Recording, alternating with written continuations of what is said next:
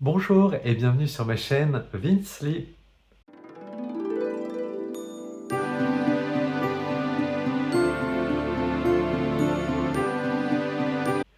Alors je suis heureux de vous retrouver aujourd'hui pour vous parler de ma dernière lecture, La dernière tentation de Judas de Philippe Battaglia.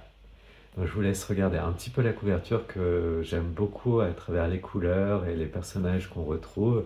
Alors je ne saurais pas vous les identifier, mais voilà, il n'empêche que j'aime beaucoup cette couverture. Alors, avant de commencer, voilà, j'ai un petit avertissement parce que ce livre reste quand même assez violent. Il y a de la torture, des féminicides, des homicides. Voilà, ça reste quelque chose d'assez dur sur fond d'apocalypse aussi, avec des démons, des choses pas toujours très sympas. Le suicide est également évoqué, donc à ce propos, si c'est quelque chose à laquelle vous avez déjà pensé, à laquelle vous pensez, n'hésitez pas à appeler le 3114. C'est un numéro de téléphone où vous pouvez, en le joignant, avoir une écoute professionnelle, confidentielle, 24 heures sur 24, 7 jours sur 7. Voilà, c'est gratuit bien évidemment et voilà, il ne faut pas hésiter à les contacter. Voilà, ne laissez pas la souffrance guider vos actes et, et échanger. N'hésitez pas à les contacter. Il y a aussi les centres médico-psychologiques. Il y en a dans chaque département où vous pouvez rencontrer un infirmier, une infirmière, un ou une psychologue aussi de manière gratuite. C'est pris en charge. Et puis si vraiment ça relève de l'urgence, il y a les urgences psychiatriques. Donc la psychiatrie, ce n'est pas un gros mot, la santé mentale non plus. Et voilà, prenez soin de vous, vraiment. Et c'est le 3114, c'est vraiment le numéro à partager sans modération, sans limite, parce que c'est vraiment un sujet trop important. Alors maintenant, je vais être bien en peine de vous résumer l'histoire de la dernière tentation de Judas. On arrive dans un moment où un disque a été retrouvé, un disque qui a été fabriqué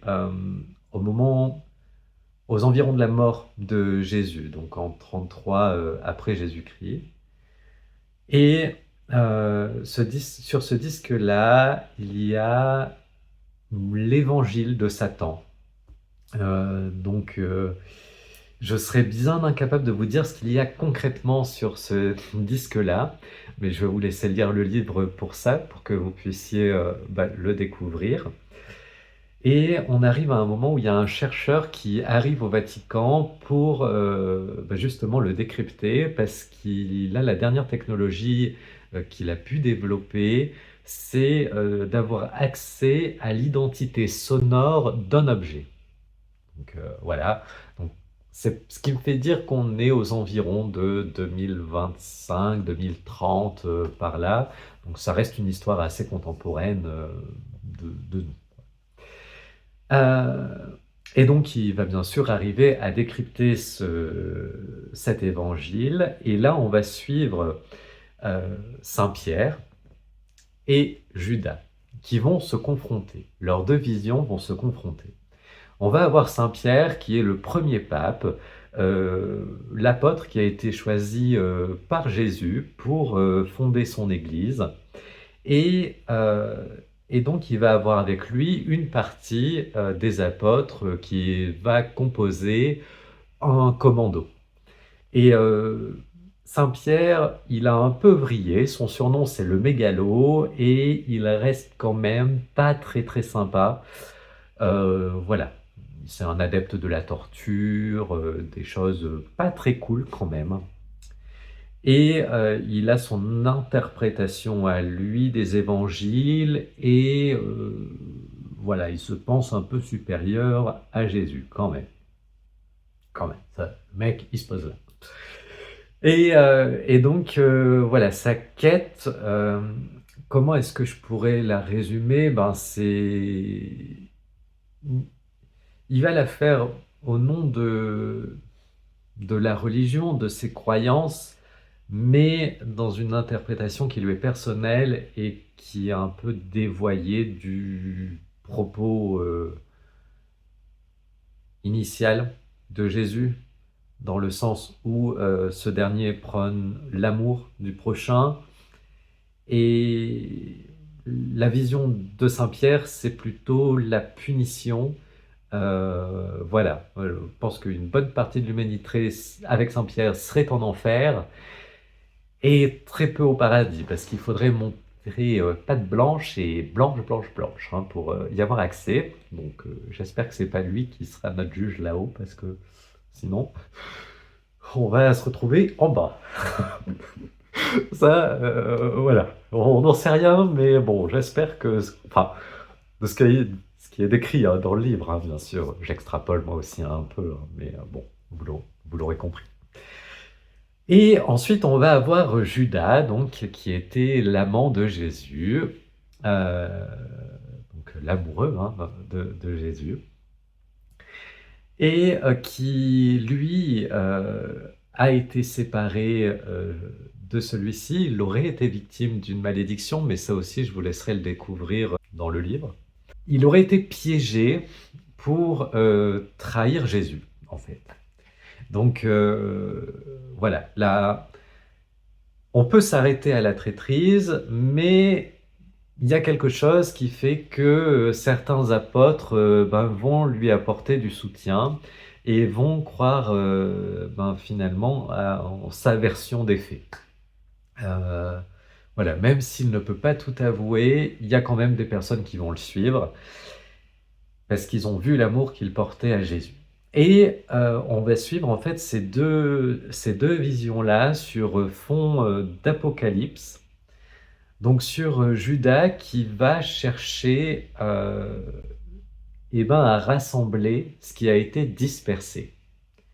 Alors, qu'est-ce qui a été dispersé à la mort de Jésus? Je vous laisserai le découvrir aussi dans le livre. Et au fur et à mesure qu'il va retrouver ce qui a été dispersé, il y a des choses qui vont se passer.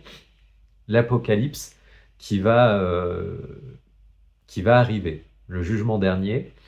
Mais après, il y a aussi d'autres puissances qui sont à l'œuvre, puissances un peu souterraines, qui vont prendre part à la quête, mais qui vont aussi œuvrer pour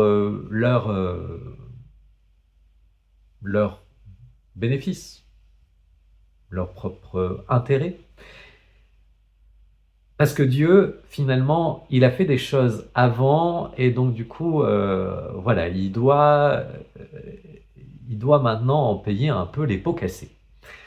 Il y a bien sûr Satan et tous les démons, mais finalement, qui est Satan? Parce qu'il a plusieurs dénominations en fonction des civilisations. Comment va prendre forme la fin des temps? Est-ce que Jésus et Judas vont pouvoir se retrouver? C'est autant de questions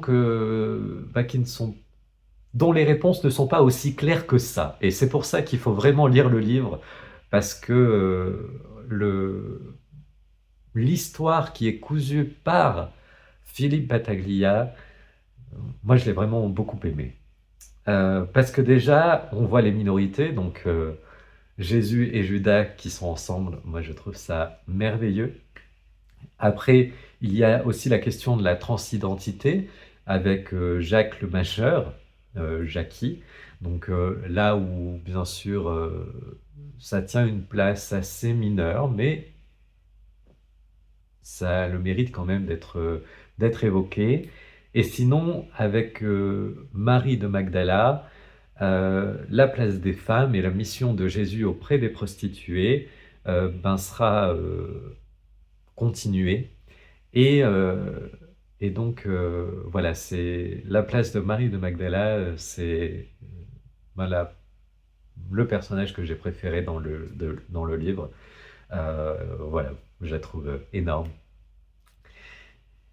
À savoir que si on retrouve bien sûr tous les apôtres, Judas, Marie de Magdala, c'est qu'ils ont reçu l'Esprit Saint, donc ils sont immortels, Donc ils peuvent, quand ils sont...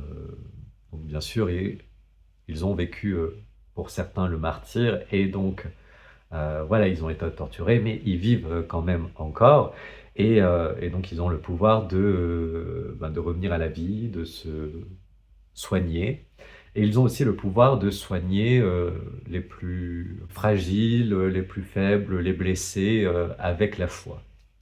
Et donc, on va suivre leurs péripéties, les rencontres que va faire Judas aussi avec le peuple de la rue, qui va lui apporter son soutien. Et donc, voilà, ce sont des personnages aussi que j'ai trouvé très touchants, et que ben, j'ai vraiment pris plaisir à découvrir cette histoire, à suivre les personnages. Des fois, il y avait des personnages que ben, je comprenais pas trop ce qu'ils venaient faire là. Mais après, l'histoire se mettait en place, et donc du coup, je comprenais le fil de l'histoire. Alors, je vous en dis pas plus parce que ben, des fois, on va partir au Mexique, on va suivre telle personne, et des fois, ça arrive un peu comme un cheveu sur la soupe, mais après, on arrive à raccrocher les wagons. Enfin, du moins, j'ai réussi. Qu'est-ce que je voulais vous dire? Qu'il y a aussi une critique, ben, au moment de l'Apocalypse, une critique de la société actuelle bah, qui m'a fait sourire. On n'est pas obligé d'avoir une culture vraiment importante de la Bible, voilà, ou de la culture chrétienne, culture religieuse, pour pouvoir comprendre le livre, parce que l'auteur s'appuie sur des passages bibliques, mais après il extrapole et il continue sa propre histoire. Donc du coup, voilà, ça s'imbrique très bien l'un dans l'autre, et donc c'est assez chouette. Euh, que dire de plus? Ben, que j'ai vraiment apprécié ce livre, forcément par la place qu'il donne aux minorités, et puis je trouve qu'on retrouve, oui. Vous avez compris l'idée, je me répète peut-être un petit peu beaucoup, mais voilà, re- il est retranscrit, je pense, cette opposition aussi politique qu'on retrouve au sein de l'Église aujourd'hui, avec les conservateurs d'un côté, les progressistes, et puis ce propos de l'Évangile qui peut parfois être dévoyé pour des intérêts humains, personnels, au-delà de l'idée d'amour qu'il prône. Et c'est quelque chose que ben, j'ai pu retrouver dans des personnes qui ont une charge au sein de l'Église, des prêtres entre autres, et qui ont des propos sur YouTube qui sont parfois qui me dérangent personnellement, parce qu'ils font la part à la division, à la stigmatisation, à l'appel à la violence. Et donc du coup, je pense personnellement, en tant que croyant, que la religion, ce n'est pas ça. Et donc du coup, il me semble qu'on retrouve cette dichotomie dans le livre de Battaglia. Et si ça pouvait amener un peu plus de tolérance au sein de l'Église, pour les minorités, pour les femmes, et ben franchement, ce serait quand même pas du luxe en 2025 d'avoir une évolution de ce côté-là, parce que l'Église reste quand même très fermée, et je trouve ça dommage. C'est mon point de vue personnel sur la question. Voilà, n'hésitez pas à me dire ce que vous en pensez dans les commentaires, voilà, sur le livre ou sur l'Église en général aussi. Et puis, ben moi, je vous retrouve dans une autre vidéo, parce que j'ai commencé ma lecture mystère, parce que j'ai rejoint un club de lecture sur Discord, comme vous le savez peut-être, et donc, du coup, je l'ai commencé. Ça est, je suis aussi dans une abbaye, donc je vous dis pas le titre, j'en dis pas plus, mais je reste dans le thème de la religion. Et parce que j'essaie normalement de faire une lecture d'autrice, une lecture d'auteur, et donc je voulais lire Je pleure encore la beauté du monde. Mais comme cette lecture est arrivée, je préfère vraiment m'en débarrasser au plus vite. Elle a l'air un peu compliquée. Et donc après, je pourrais reprendre le fil de mes lectures choisies personnellement. À savoir que c'était pas mon choix de lecture dans la lecture commune. Donc voilà. Bon, j'arrive à la fin de cette vidéo, j'espère que vous êtes toujours là. N'hésitez pas à la commenter, à mettre un pouce bleu, à la partager, ça me fait toujours plaisir, et à vous abonner aussi surtout. Euh, et puis ben, je vous dis à très bientôt pour de nouvelles aventures livresques. J'espère que vous faites de belles côtés de votre côté, et de belles lecture, de belles découvertes aussi. Et n'hésitez pas à me le dire dans les commentaires ou sur mon Instagram, parce que vous pouvez me suivre sur Instagram aussi. Donc c'est avec plaisir que je vous accueille. Et puis, ben, en attendant la prochaine vidéo, ménagez-vous.